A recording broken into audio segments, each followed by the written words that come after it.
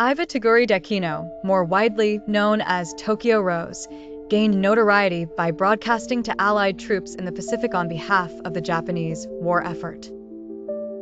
Few of the Americans listening in to the exotic-sounding female radio host ever suspected that she came from the same country that they did. The daughter of Japanese parents living in Los Angeles, Toguri was 25 when the war broke out between the United States and Japan.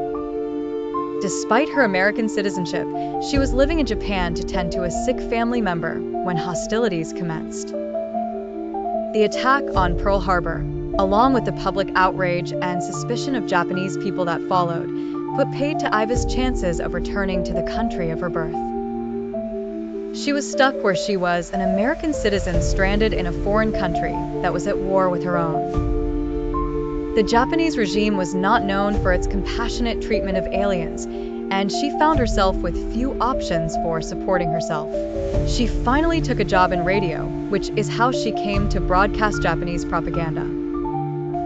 Yet her voice was hardly that of a sex symbol.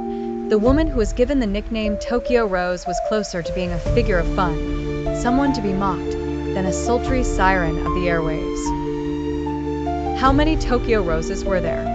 There were in fact multiple Tokyo Roses. The exact figure remains unknown, but it extended into double digits. The name became a catch-all label for any female broadcasting Japanese propaganda, but once the war ended, Toguri was imprisoned on charges of treason, the 7th U.S. citizen to ever be so sentenced.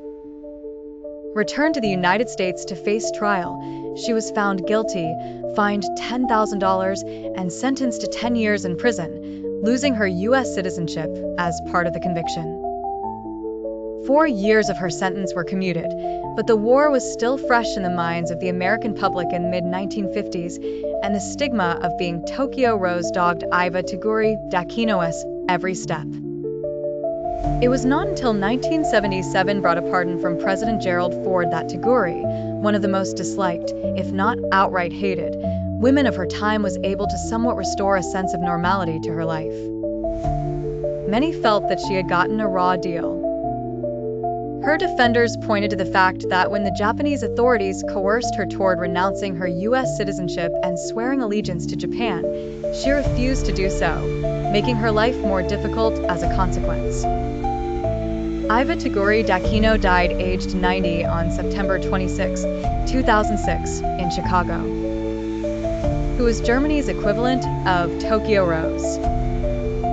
In 1940, Germany's version of Tokyo Rose was Axis Sally, a 40-year-old American whose real name was Mildred Gil-Lars.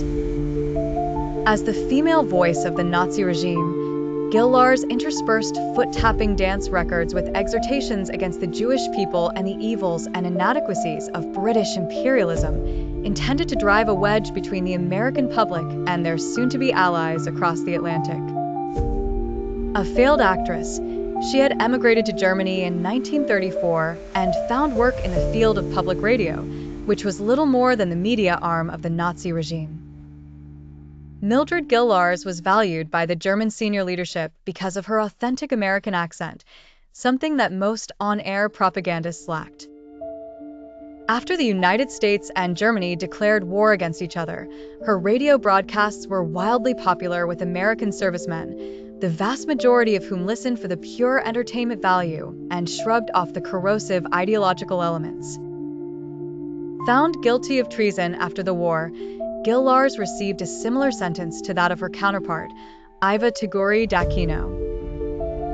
She served twice the amount of time in prison, being released after 12 years in incarceration. Mildred Gil-Lars died on June 25, 1988, at the age of 87, having worked as a teacher in Ohio after her release.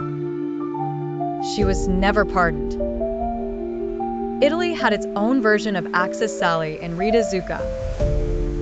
Hailing from New York, Zucca was 10 years younger than her counterpart in Germany, but worked from a similar playbook.